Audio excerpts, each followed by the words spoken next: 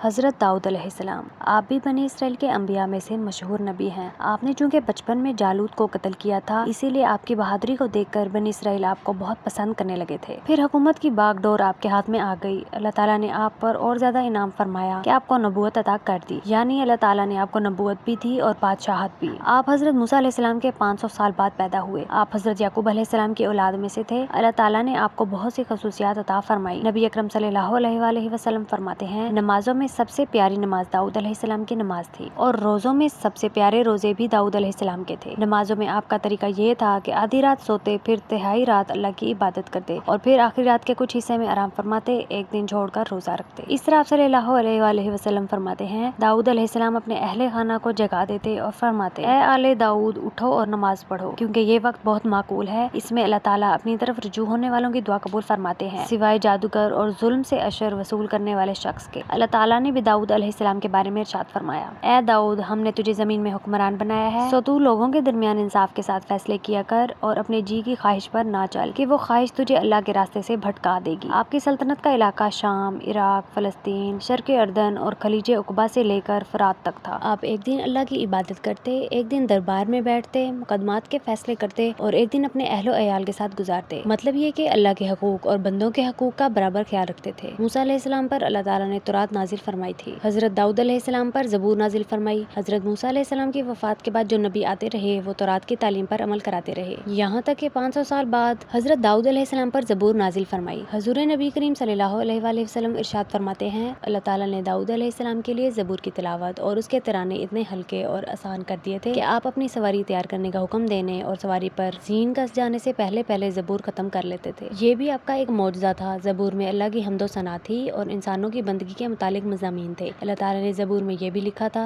اور بے شک ہم نے زبور میں نصیحت کے بعد یہ لکھ دیا تھا کہ زمین کے وارث میرے بندے ہوں گے۔ اس آیت میں دراصل مسلمانوں کے عروج کی بشارت دی گئی ہے۔ خلفائے راشدین کے دور میں یہ بشارت پوری ہوئی۔ آج کے مسلمان بھی اگر خلفائے راشدین کی طرح اللہ کی کتاب اور رسول کریم صلی اللہ علیہ وآلہ وسلم کی سنت کو اپنا لیں تو اپنا کھویا ہوا مقام پھر حاصل کر سکتے ہیں۔ داؤد علیہ السلام کی آواز اس قدر پیاری تھی اور آپ کا زبور پڑھنے کا انداز اس قدر دلکش تھا کہ پہاڑ تک وجد میں آ جاتے تھے، پرندے آپ کے گرد جمع ہو جاتے تھے اور جمع ہو کر اللہ کی تسبیح بیان کرنے لگتے تھے۔ اگرچہ آپ سلطنت کے مالک تھے، اس کے باوجود آپ اپنے ہاتھوں سے لوہے کی زرہیں بنا کر فروخت کرتے تھے اور اپنی گزر بسر اس آمدنی سے کیا کرتے تھے۔ اللہ تعالیٰ نے لوہے کو آپ کے ہاتھ میں موم کی طرح نرم کر دیا تھا، آپ لوہے کو جس طرح چاہتے موڑ سکتے تھے۔ مطلب یہ کہ آپ کو لوہا بھٹی میں گرم نہیں کرنا پڑتا تھا، آپ ایسی زرہیں بناتے تھے کہ ان کو پہن کر سپاہی میدان جنگ میں دشمن سے جنگ کرتے تھے۔ آپ کے زمانے میں بحر کلزم کے کنارے مدین اور کوہ طور کے درمیان ایک شہر ایلا تھا۔ اس شہر کے لوگ دریا قریب ہونے کی وجہ سے مچھلی کے شکار کے عادی تھے۔ یہ لوگ یہودی تھے۔ اللہ تعالیٰ نے ان پر ہفتے کے دن مچھلی کا شکار حرام قرار دے دیا تھا۔ ان لوگوں کو نافرمانی کی عادت تھی۔ اب اللہ تعالیٰ کی طرف سے ان پر یہ آزمائش آئی کہ ہفتے کے دن دریا میں مچھلیوں کی اتنی کثرت ہونے لگی کہ دریا کی سطح پر تیرتی نظر آتی، باقی دنوں میں غائب رہتی۔ ان لوگوں سے صبر نہ ہو سکا، اللہ کے صاف حکم کے باوجود ہیلے کرنے لگے، دریا کا پانی کاٹ لائے اور حوض بنا لیے۔ ان حوضوں میں ہفتے کے دن مچھلیاں تیر کر آ جاتی، اس کے بعد واپس جانے کا راستہ بند کر دیتے، اگلے دن ان کو پکڑ لیتے۔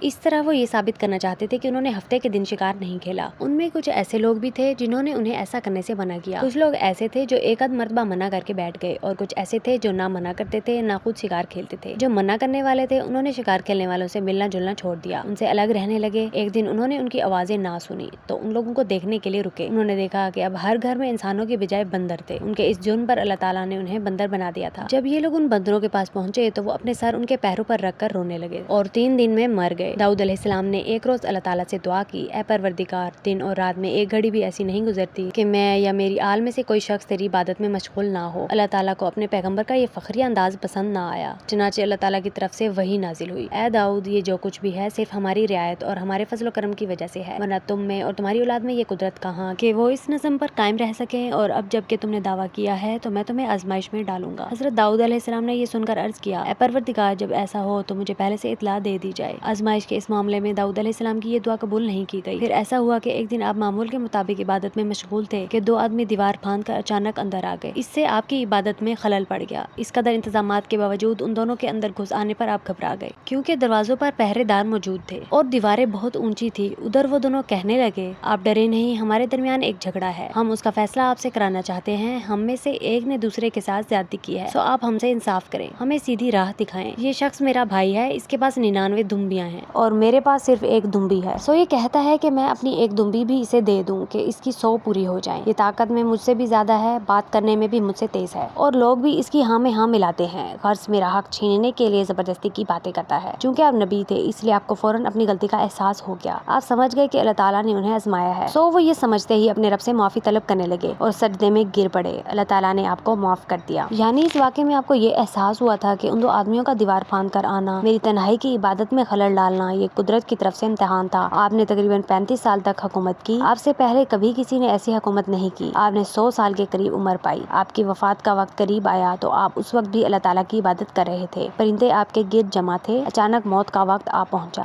آپ کو بیت المقدس میں دفن کیا گیا۔